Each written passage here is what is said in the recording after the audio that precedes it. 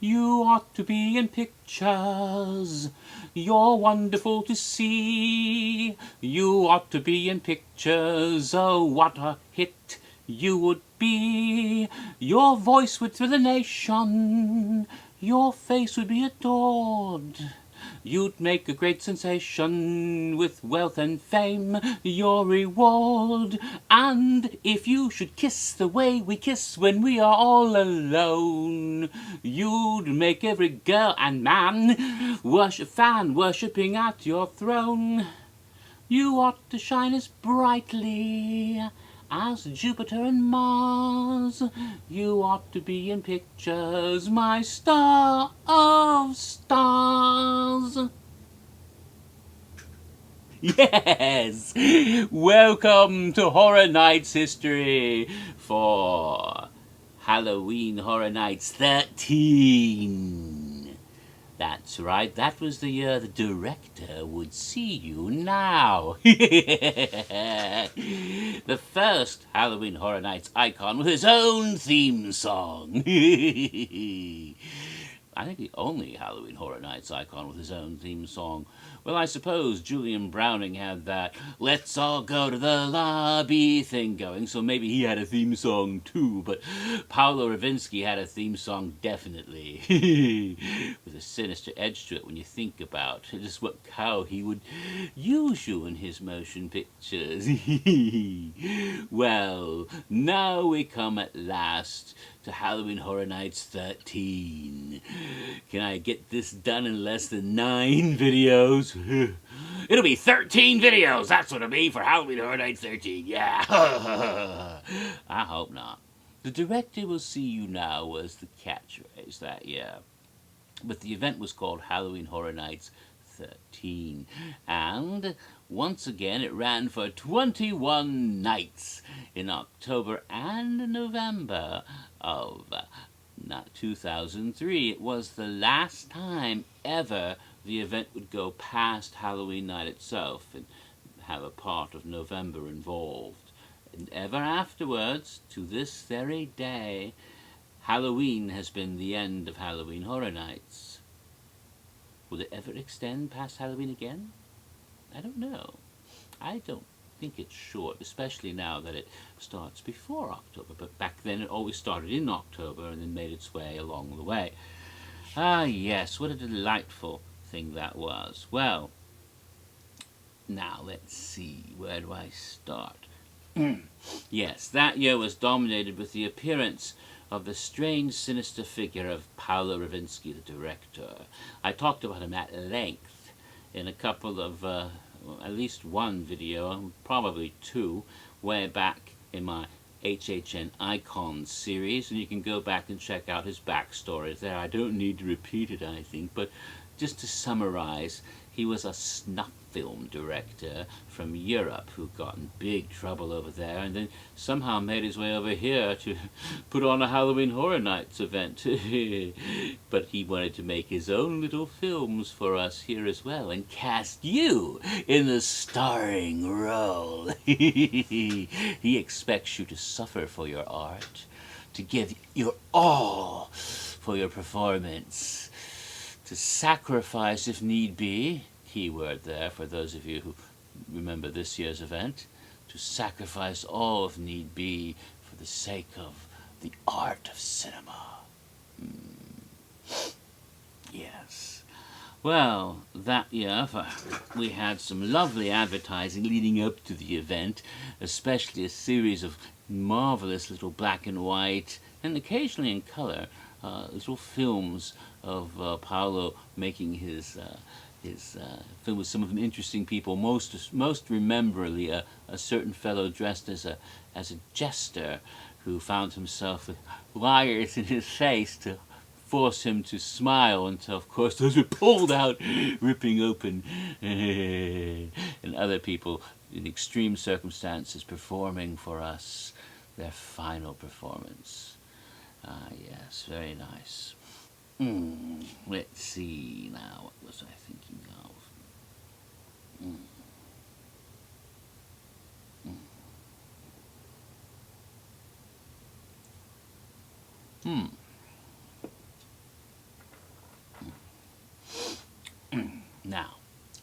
Also that year, there was, of course, the website for Halloween Horror Nights 13. And it was the first year that they used more flash animation, and you could click on the different areas and get a more detailed view of each island and houses. And I believe there was like special theme music for each one. They started to get into that year. I believe they started using Midnight Syndicate's music more at that time. It's very nice. Pardon me. Unfortunately, and it was way above and beyond 2002 website and any that preceded that, of course, but unfortunately, unlike 2002's website and all of those that have come since then, this is one that for some reason our friend Nick Chandler at Halloween at Horror Nights BE website was somehow unable to archive for us. So it is lost to us, unless somewhere else on the internet it's floating around somewhere and someone has mirrored it or somehow, but I don't think so. I haven't been able to find it. So I'm sad about that. There's nothing we can do about it except remember that it was a nice little website, which included where you could click and watch those very little films that Paulo had made that were used as commercials for the event throughout the season. Very delightful.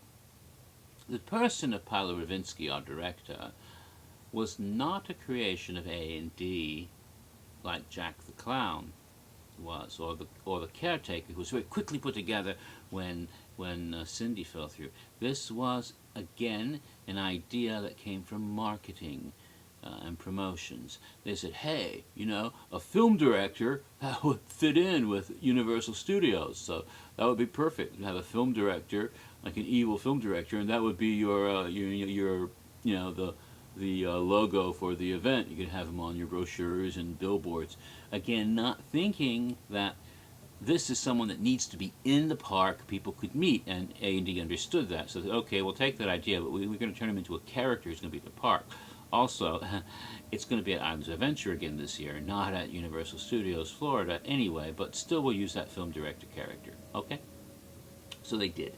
And so they developed the whole backstory of Paulo Rinsky and fleshed him out, fleshed him out into the character that so many of us really love.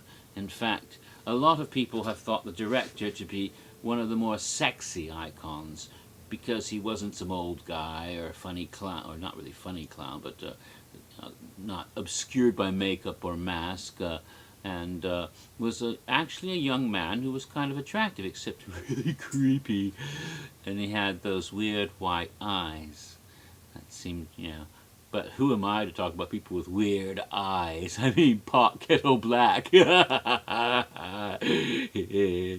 Anyway. Yes. Now, the merchandising that used this advertising was quite prevalent at this year's event, more I think than before. At least I bought more than before. One of them, of course, was the lovely t-shirt, which I have here for you to look at. Isn't it nice? It was a large t-shirt that year because I'd actually put on a little weight from the year before when I dropped down to one here, so, but not very much, nowhere near the girth I have today. But yes, I had to wear a large by 2003. And it was a really nice t-shirt. It's got the Halloween Horror Nights 13 logo on the front. And what's the little red print say? It says Universal's Islands of Adventure. So again, they want to promote where it's at and have that there. And on the back, you have this really nice picture of the director. And we have here, you ought to be in pictures. And on the bottom, it says, again, Universal's Islands of Adventure, Halloween Horror Nights 2003, with a great big red 13 in that weird sort of sticky blood substance that has come to be a mainstay of Halloween Horror Night t-shirts, and some people find really annoying, but I don't mind it, especially as after it's washed once or twice, just once or twice, it starts to glow in the dark when you wear it in the houses. But there's a black light, but if you wash it too many times, it'll come off. But I've never had that problem because I don't, you know, I've only wear them occasionally at the event, I always want to make sure they don't get messed up. I take very good care, only in cold water and turned inside out. Now, there's also a film strip on the side which has extreme close-up, a curtain for a cinema, a skull, and I'm not sure what's at the bottom. It looks like a rack. Yes, because it did use a rack in one of those little films. So you can't really make them out. They're all in red. They're kind of hard to see, especially in this creepy dark light we're in. Even though I've got the lights all on and we're fully illuminated in this room, somehow when I do these, darkness reigns in my weird video world. Poltergeist or something, I don't know. Now, when I bought my t-shirt, and I also bought something else, a really lovely bit of merchandise, this DVD, Universal Orlando's Horror Nights, The Art of the Scare. This was shot the year before, as I mentioned, on Halloween Horror Nights 2002, Islands of Fear, and it was but sold in the park for Halloween Horror Nights 13. And when I bought these items, I got this for free. It was a promotional pin. I don't know if they ever made pins before this. I don't remember seeing them before this. This might have been the very first of these collector pins. And it's in this little sealed plastic. And I will pull it out now so you can see it more closely. I think I've taken it out of there maybe once before. And it's got a little shiny pin like this. It is the same image that's on the t-shirt, but I think yeah, of Paulo with his camera, and the film strip with the 13 on it with "You Ought to Be in Pictures." So you can see a much clearer view of it there. See, again, very shiny, and it's also, as you can see, in reverse, because of course I'm doing this, you know, invertedly inclined, like some sort of, you know, evil devil worshipper who turns things backwards and secret backwards messages. I would never do that. I don't worship any devils other than myself. And it was rather fun, yes. So that was lovely stuff I got. I also happened to notice they were sending a CD at the same time by some band called Midnight Syndicate, and I didn't fully realize at the time that that was the music that was playing throughout the park. I have, of course, since acquired their albums, but... Right. Halloween Horror Nights 13. The number 13 was emphasized dramatically throughout the entire park. Everywhere you looked, you saw 13s in every scare zone, in every house, and on the actual bodies of the characters, and sometimes the number 13. It was sort of like those hidden Mickeys they have over at Walt Disney World, where you can find them in different parts of the park, if that's your... You know, you want to play that sort of Where is Waldo game of finding those hidden Mickeys. Well, here at that year's Adventure, you could play that sort of game with all the 13s. They were everywhere, and you could have a lot of fun trying to find them all. I don't know if I found all of them, but I think I saw the 13, at least one 13 in every single house, but I think there were more than one. They were all over the place. Yes, if you have triskaidekaphobia, fear of the number 13, then you probably would have been panicking like a little girl at all the 13s all around you, spreading their unholy unluckiness everywhere. Fun, silly Willy. Well, there was one other thing I want to point out, and I failed to bring it with me at the moment, so I'm going to go get it. Stay right there. I'll be right back. Ooh, never say that in a horror movie.